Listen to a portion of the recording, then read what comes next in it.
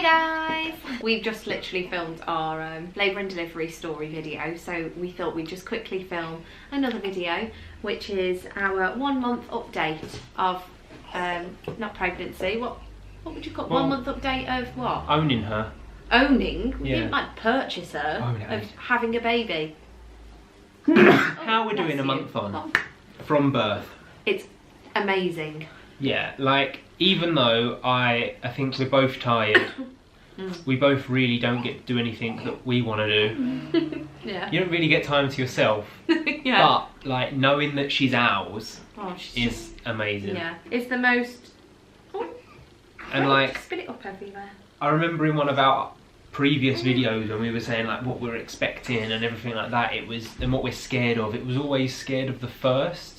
First time you feed her, first time you change her bum, first time taking her out. But we've done all of them now and it's not scary, and you just do it. I think the first week and a half maybe was a bit scary. It's scary, but not in a like... I would love to tell any new parent any person that's gonna eventually or soon become a new parent, not to be scared of all the firsts, because like Josh says, the first week is scary in terms of like you don't know how to look after them really, and you're kind of going with the flow. But they come naturally. It's like weird. Like I just knew what I was doing.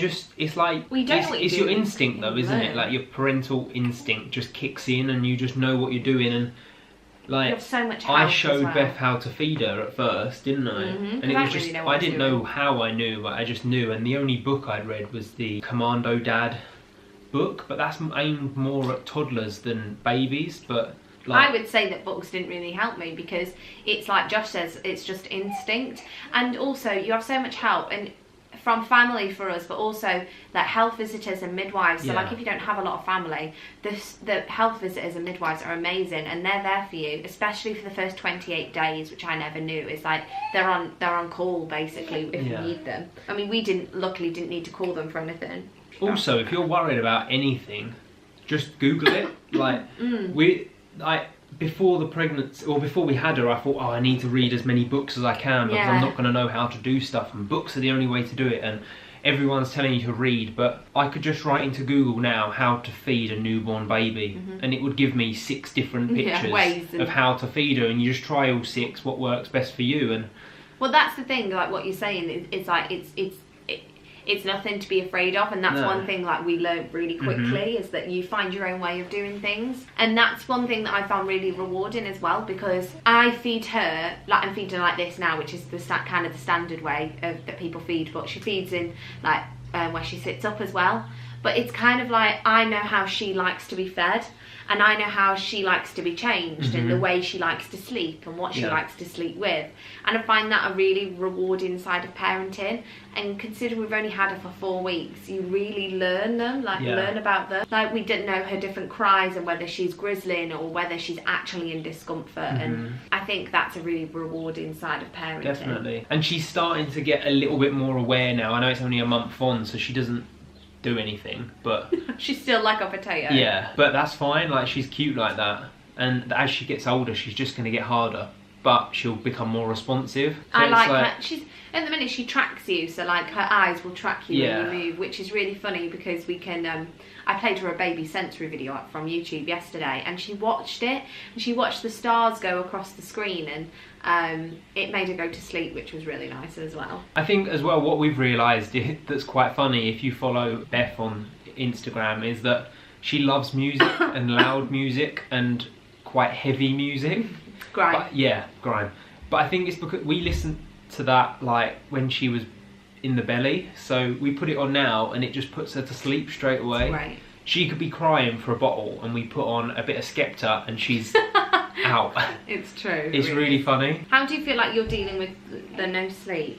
At first it was hard. The first week was really hard. Yeah, it was. Second week got eat, and now I'm back at work, and in the evening we're feeding, well, at the weekend we're doing every other feed, so I do a Beth feed, does this, and then obviously now I'm back at work, Beth's feeding her, all looking after her all day, and when I get back, that first feed she has at about 5:30, 6, I do that, and then I basically do all the feeds up until 12, half 12, and then I take over. You'll do 3 o'clock or 4 o'clock, whatever it is, in the morning.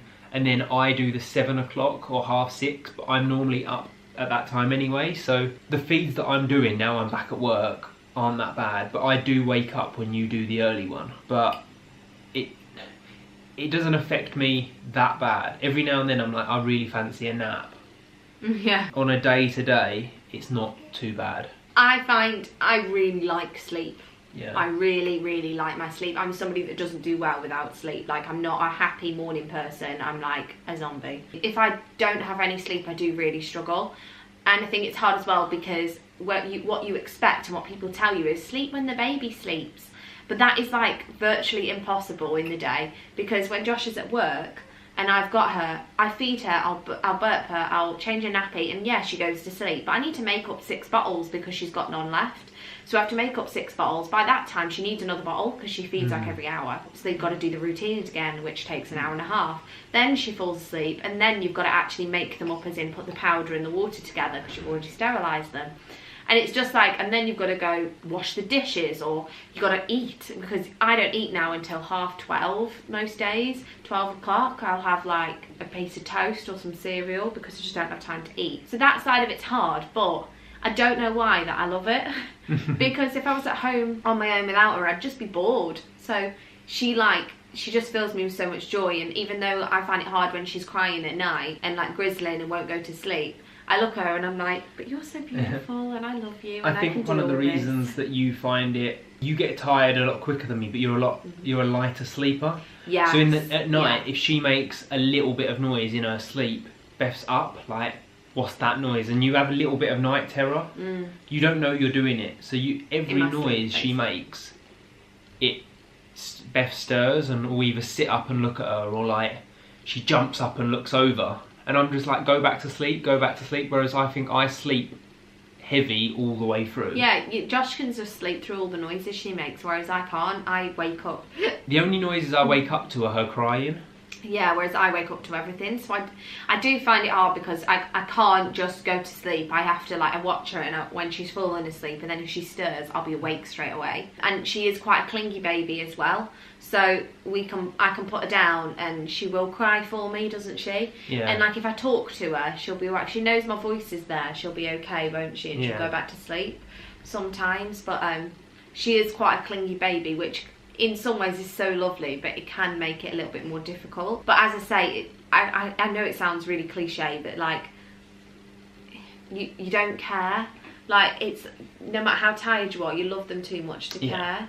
She could keep me awake for a whole week straight and I would still love her just the same. Yeah. She's too cute to not like, aren't you? The cats have been absolutely fine with her as well. Like, we were worried that they'd sit on her or any stuff like that, or like not like her or attack her feet or something, but they've absolutely been fine. They don't even care. No, they sniff her head every now and then, and when we put her in her seat on the floor, she sniffs. Well, no. She sniffs their feet. No, they sniff her, and they sniff her feet, and Bloom taps her feet, like to play a little bit, but she obviously doesn't. I think he taps her feet, and he's like, "Come on, give me something, just play with me," and then she doesn't, and he's like, "Why are you boring?" The only thing they do is if we leave her car seat out or the pram up, they sleep in it because they think it's a bed, but that's not their fault, because like I said to Beth before, if we bring a box home or if we have something, you always encourage them to get in it because it's cute, and you're like, oh, here's a new thing, get in that. Or if they get in our work bag or handbag or whatever, it's like, oh, that's cute. Whereas now we're telling them off for it, so they don't understand. One thing I would say that's like an important thing to mention is temperature.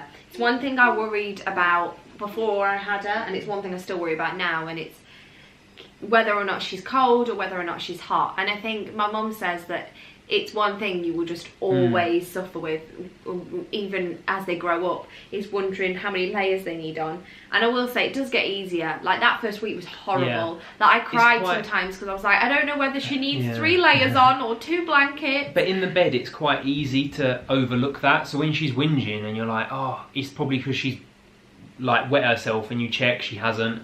She doesn't need feeding, and she's just not settling. She might have wind, you try and burp her and nothing happens. But you forget that it could just be that she's hot. Yeah, exactly. And we've got quite a hot house, and it's coming into summer now, so it's warmer. So some nights we've had her in just a vest. Yeah, and I think that's one thing that I would say that we struggled with to begin with, was Yeah. this temperature thing and trying to monitor the temperature of the room and knowing what to put her in. But what I will say is that has got loads easier. Yeah, and she'll let you know. If she's cold, she'll shiver and cry, and if she's hot, she'll just cry and like whinge and whinge and whinge. She gets red in the face. Yeah, she gets really red. But when we take her out in the pram, they say I'll put a blanket over her, but she gets too hot, so we've just had her in her vest. A blanket over that. Yeah, like a thin blanket on top of, only up to like here, and she's been fine. How it's kind of affected us, it hasn't. The only thing I would say is that we just don't have as much time to kind of like spend just alone. Well, Yeah. we're never alone, are we now? But it's not affected our relationship at all, which is the thing. No. I cried about that so often, didn't I? Because I was so scared that it was going to ruin, not ruin our relationship, but I think in some ways it's made us closer because we're more 100%. supportive of each other, and it's like you have to let the other person have time to themselves. So when I come in from work, I'm completely happy to take her off Beth's hands and let Beth do what she wants to do, just because she's had her all day. And you're so right, is that it's made us closer. Like we said after giving birth, we said Yeah. that was, I will say, especially to add to this, that giving birth with your partner there is such a rewarding and emotional and bonding experience. We just felt so much closer to one another, didn't 100%. we? But I would feel like that's what she does to us as well. She brings us closer together and makes it easier, doesn't she? Yeah, and we've got really supportive family and friends around us, so if we ever needed, like we went out, was it the first week? Yeah, for dinner. Yeah, we went out for dinner, and Beth's mum had her for a little bit, and the other day she looked after her while we went to Stafford. Yeah, but we've got family and friends there that would happily look after her, even for hour, half hour, while we just have some time to ourselves, just go out for something to eat. Lean on your family when you if they're offering help, take it. Yeah. 100%. Like when That's my what mum helps. comes up, she tries to clean the whole house for us. Yeah, bless her.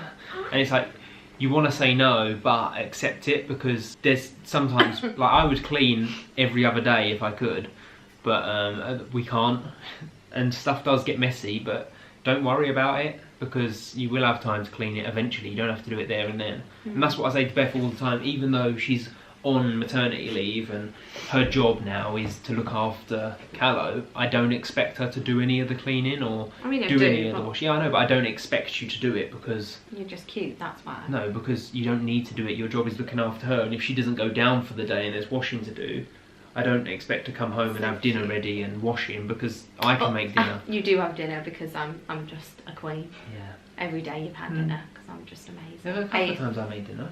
When? Roast dinner. That was on a Sunday. No, it wasn't. Every day after work. It was Thursday. No, it wasn't Thursday. Yes, it was. Well, even if it was Because one I day took that curry we to work. whatever, well, I messed up. But overall, I think we're doing really well, and we're really enjoying it. And I think a pat on the back to Calo, because she's doing amazing, and she has been such a lovely baby to look after. And I think that it's just amazing. Yeah. I love our family. Cute. Oh, this is cute, isn't it? Us being all cute and sentimental. Also, one thing that we do to track her feeding, because you always want to keep track of like how much she's eaten and what time and stuff like that, we just text each other.